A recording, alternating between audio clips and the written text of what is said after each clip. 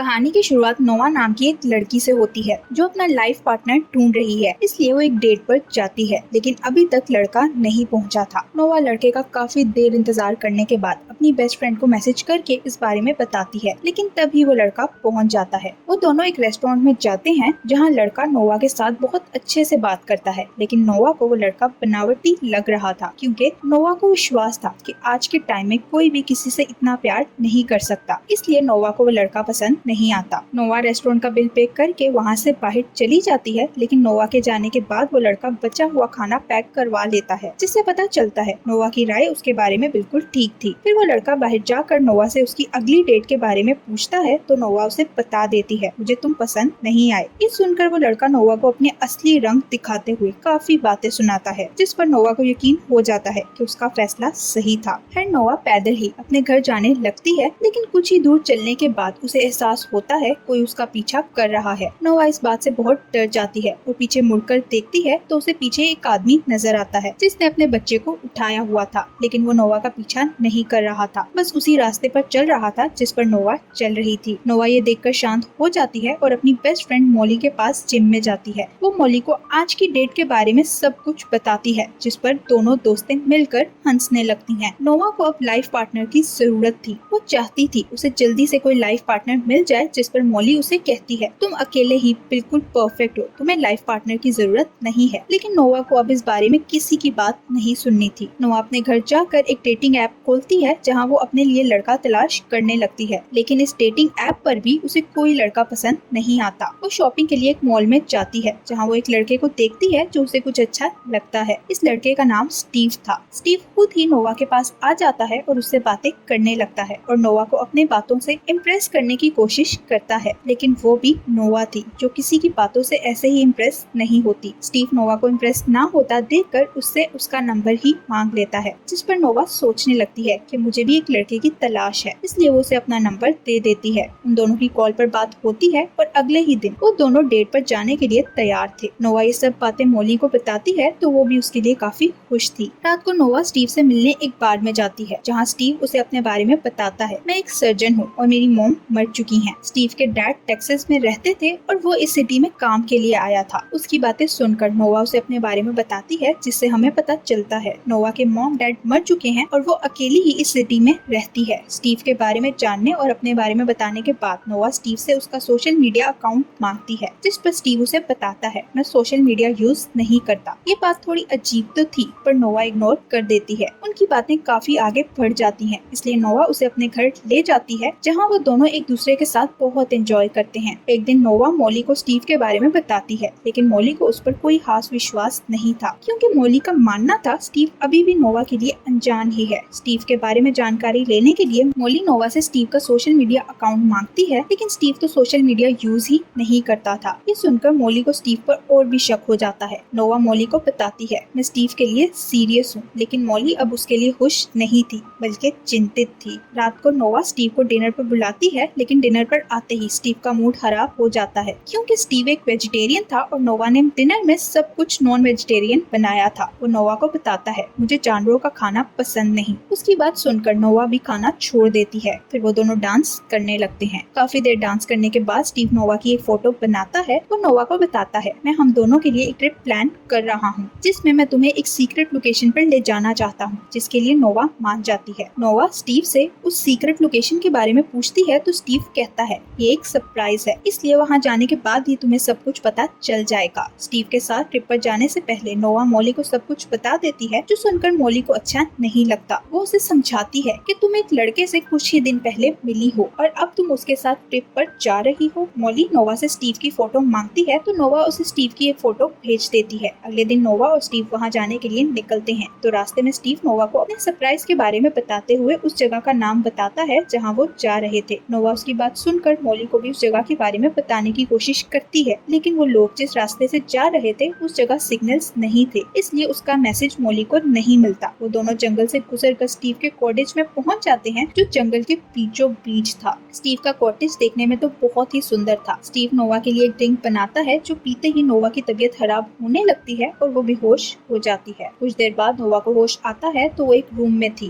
नोवा अपने हाथों को देखती है जिन पर हथकड़ियां बंधी हुई थी और स्टीव उसके सामने ही बैठा हुआ था। नोवा स्टीव से माफी मांगती है कि मेरी आंख लग गई थी, जिस पर स्टीव उसे बताता है तुम सोई नहीं थी, बल्कि मैंने तुम्हें बेहोश किया था। उसकी बात सुनकर नोवा को लगता है वो उसके साथ मजाक कर रहा है, लेकिन जल्द ही नोवा समझ जाती है स्टीव ने उसे बंदी बना लिया है। ये समझ आते ही नोवा रोने लगती है और स्टीव से पूछती है तुमने ऐसा क्यों किया। स्टीव उसे कहता है तुम्हें घबराने की जरूरत नहीं, ना तो मैं तुम्हें मारने वाला हूँ, ना ही तुम्हारे साथ कुछ गलत करने वाला हूँ। वो कहता है मैं सिर्फ तुम्हारा गोश्त बेचूंगा, जो सुनकर नोवा की हालत पतली हो जाती है। यहाँ हमें पता चलता है स्टीव इंसानों का गोश्त बेचता था, जिसके बदले उसे बहुत सारे पैसे मिलते थे, लेकिन गोश्त फ्रेश होना चाहिए क्योंकि गोश्त फ्रेश ही अच्छा लगता है। यही कारण था कि स्टीव ने नोरा को जिंदा रखा हुआ था ताकि उसका एक एक बॉडी पार्ट काट कर बेच सके। ये सुनकर नोवा खुद को बचाने के लिए स्टीव पर हमला कर देती है, लेकिन बंदे होने की वजह से वो स्टीव को नुकसान नहीं पहुंचा पाती और स्टीव उसे पकड़कर वहीं लेटा देता है। उधर मॉली नोवा के लिए बहुत परेशान थी क्योंकि उसका नोवा के साथ अभी तक कोई कांटेक्ट नहीं हुआ था। वो नोवा को मैसेज करके पूछती है तुम कहाँ हो, जिस पर नोवा का रिप्लाई आता है मैं एक कॉटेज में हूँ। साथ ही नोवा उसे कॉटेज की फोटोज भी भेज देती है, लेकिन ये सब फोटोज फेक थी, जो जाहिर है स्टीव ने भेजी हुई थी। नोवा रूम में मदद के लिए चिल्लाती है, लेकिन तभी उसके पास वाले रूम से एक लड़की के रोने की आवाज सुनाई देती है। नोवा उस लड़की से मदद मांगती है, जिससे कुछ देर बातें करने के बाद नोवा को पता चलता है उस लड़की का नाम पेनी है, जिसे स्टीव ने नोवा की तरह बंदी बनाकर यहाँ रखा हुआ है। स्टीव उस लड़की की बॉडी पार्ट्स भी बेचता है और वो ये गोश्त उन लोगों को बेचता है जो इंसानों का गोश्त खाते हैं। ये कोई आम लोग नहीं बल्कि बहुत अमीर लोग थे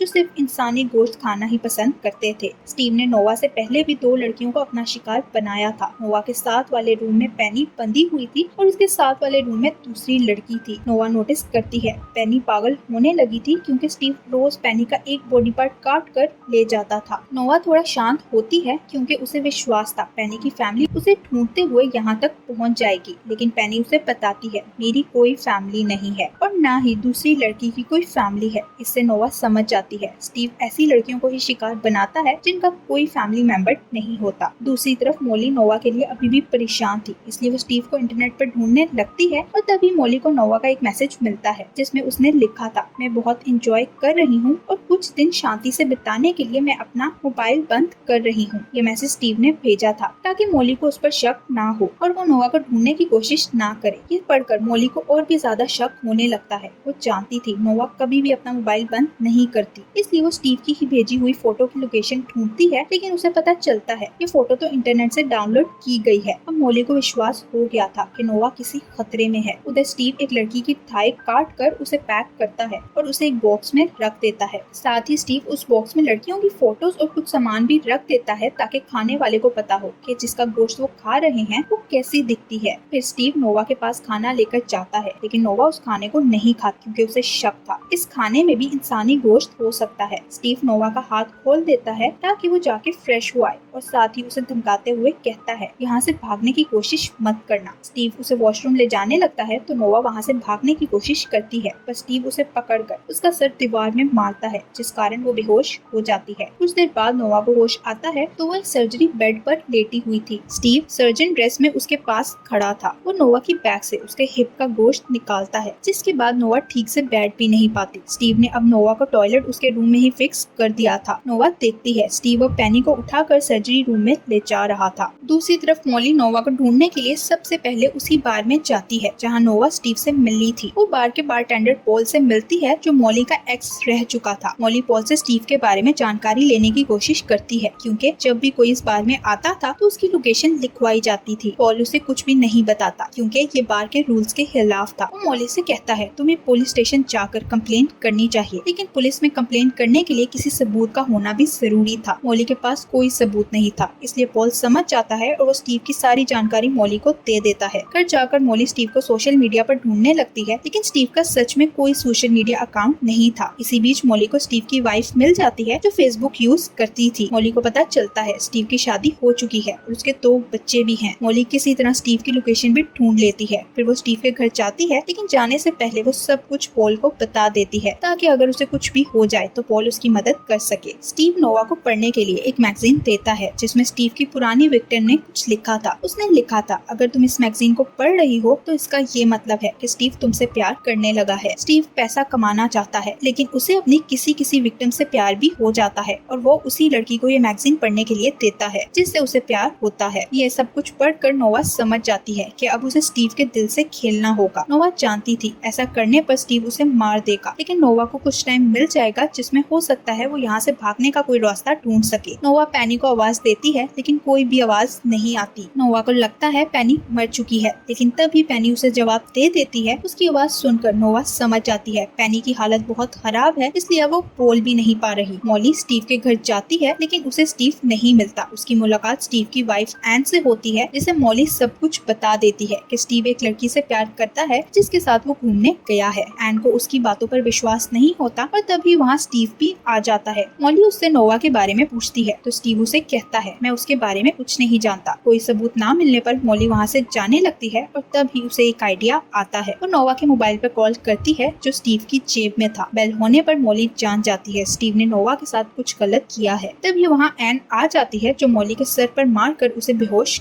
कर देती है। यहाँ हमें पता चलता है एन भी स्टीव के साथ इस काम में मिली हुई है। स्टीव मॉली के मोबाइल को भी बंद कर देता है। वो नहीं जानता था कि मॉली और पॉल के बीच डील हुई थी कि अगर कुछ देर तक मॉली ने उसे जवाब नहीं दिया तो पॉल उसकी लोकेशन पर पहुंच जाएगा। एन को देखें तो उसका भी एक पैर कटा हुआ था जिसका मतलब था वो भी स्टीव की विक्टिम रह चुकी है। स्टीव अपने कॉटेज में जाता है। कॉटेज के किचन में स्टीव ने लड़कियों के बॉडी पार्ट्स को रखा हुआ था। यहाँ उसने उन लड़कियों के बॉडी पार्ट्स भी रखे हुए थे जो मर चुकी थी। मार्केट में मरे हुए बॉडी पार्ट्स की ज्यादा कीमत नहीं मिलती थी, इसलिए स्टीव उस गोश्त को खुद खाता था। स्टीव इंसानी गोश्त का खाना बना कर लाता है जो वो नोवा को भी खाने के लिए कहता है। नोवा को ना चाहते हुए भी ये खाना था क्योंकि वो जानती थी अगर उसने मना किया तो स्टीव दोबारा उसका कोई बॉडी पार्ट काट लेगा। इसलिए नोवा स्टीव से प्यार से बात करती है। नोवा स्टीव से उसके बारे में पूछती है तो वो उसे बताता है, मैंने इंसानी गोश्त पहली बार 18 साल की उम्र में खाया था। उसके बाद से मैंने अपने जैसे और भी लोगों को ढूंढने की कोशिश की। वो कहता है, मुझे कैनिबल कम्युनिटी मिली। कैनिबल कम्युनिटी में वो लोग शामिल होते हैं जो इंसानी गोश्त खाते हैं। मैं तब से उस कैनिबल कम्युनिटी को बॉडी पार्ट सप्लाई कर रहा हूँ और मुझे हर पार्ट के बदले $30,000 मिलते हैं। स्टीव के कहने पर नोवा भी वो सारा खाना खाती है, लेकिन खाने के बाद स्टीव नोवा को उसके रूम में छोड़कर जाता है तो नोवा उल्टी कर देती है। तभी हम देखते हैं स्टीव अब मॉली को सर्जरी रूम में ले जा रहा था। उधर पॉल को जब मॉली का कोई मैसेज नहीं मिलता तो वो बार को बंद करके मॉली को ढूंढने निकल जाता है। स्टीव नोवा के लिए कुछ ड्रेस और मेकअप लेकर आता है ताकि नोवा अच्छे से तैयार हो सके क्योंकि अगले दिन भी स्टीव उसके साथ डिनर करना चाहता था। ये सुनकर नोवा बहुत खुश होती है क्योंकि उसका प्लान काम कर रहा था और वो धीरे धीरे स्टीव को अपने जाल में फंसा रही थी। अगली रात नोवा अच्छे से तैयार हो जाती है और कुछ ही देर बाद स्टीव उसे डिनर के लिए रूम से बाहर ले जाता है। आज स्टीव ने डिनर में पैनी के साथ वाले रूम में रखी गई लड़की का लिवर बनाया था। ये सुनकर नोवा डर जाती है क्योंकि कुछ दिन बाद उसकी जगह कोई और लड़की बैठी उसका गोश्त खाएगी। स्टीव नोवा को अपनी विक्टिम कलेक्शन दिखाता है जिसमें स्टीव ने उन सब लड़कियों की फोटोज रखी हुई थी जिनका उसने शिकार किया था। नोवा नोट करती है वहाँ मॉली का मोबाइल भी था जिस पर वो सोचती है मॉली उसे बचाने के लिए आई होगी, लेकिन स्टीव ने उसे भी पकड़ लिया होगा। स्टीव नोवा के लिए एक और डिश लेकर आता है जिसमें किसी लड़की की ब्रेस्ट थी। नोवा को ना चाहते हुए भी उसे खाना पड़ता है। फिर वो स्टीव से डांस करने का पूछती है तो वो दोनों डांस करने लगते हैं। इसी बीच नोवा उसे अपने बेडरूम में ले जाती है और मौका मिलते ही स्टीव का प्राइवेट पार्ट काट देती है। वो स्टीव का मोबाइल उठाकर रूम को लॉक करके वहाँ से भाग जाती है। वो दूसरे रूम में जाती है जहाँ उसे मॉली मिलती है। मॉली उसे मिलने के बाद उसे पता चलता है उसने अभी जो ब्रेस्ट खाया था वो मॉली का ही था। वो मॉली के साथ मिलकर पैनी को भी खोल देती है और वहाँ से जाने लगती है, लेकिन तब तक स्टीव ने खुद को आजाद करवा लिया था। वो तीनों स्टीव पर हमला करती हैं, लेकिन स्टीव उन पर भारी पड़ने लगा था। किसी तरह वो तीनों स्टीव का मुकाबला करती हैं और उससे बचकर वहाँ से भागकर बाहर आ जाती हैं, जहाँ वो ट्रीज के बीच छुप जाती हैं। स्टीव भी बाहर आकर उन्हें ढूंढता है और उसे नोवा मिल जाती है। स्टीव अपनी गन से नोवा को शूट करने लगता है, लेकिन तभी मॉली और पैनी स्टीव पर हमला करके नोवा को बचा लेती हैं। फिर वो तीनों मिलकर स्टीव को मार देती हैं। इसी बीच वहाँ पॉल भी पहुँच जाता है, लेकिन गोली की आवाज सुनकर वो वहाँ से वापस चला जाता है। एन भी अपने मुलाजमों के साथ वहाँ आ गई थी। एन को स्टीव की डेड बॉडी मिलती है तो वो अपने मुलाजमों से कहती है स्टीव की डेड बॉडी बर्फ पर रख दो ताकि स्टीव के बॉडी पार्ट्स को बेच सके। उधर वो तीनों लड़कियां मेन गेट पर पहुंच जाती हैं, लेकिन गेट लॉक था। मॉली किसी को कॉल करने की कोशिश करती है, लेकिन वहाँ सिग्नल ही नहीं आ रहे थे। नोवा को याद आता है उसके पास स्टीव का फोन था, लेकिन लड़ाई के बीच वो कहीं गिर गया था। नोवा वो फोन लेने के लिए वापस जाती है तो उसे फोन मिल जाता है, लेकिन तभी एन भी वहाँ आ जाती है। वो नोवा से थैंक यू कहती है और उसे कहती है तुमने स्टीव को मारकर मेरा काम आसान कर दिया। एन उसे कहती है अब तुम्हें भी मरना होगा, क्योंकि अगर तुम यहाँ से बचकर भाग गई तो मैं फंस जाऊंगी। दोनों के बीच लड़ाई होने लगती है, जिसमें एन नोवा पर भारी पड़ रही थी। नोवा करीब पड़ी कार की चाबियां उठाकर एन की गर्दन में घुसा देती है। तभी वहाँ मॉली आकर किसी चीज से एन का सर कुचल देती है। स्टीव के बाद एन को भी मारकर वो दोनों शांत हो जाती हैं, क्योंकि अब उनके लिए कोई खतरा नहीं था। और यही इस मूवी की एंडिंग भी हो जाती है। Thank you for watching.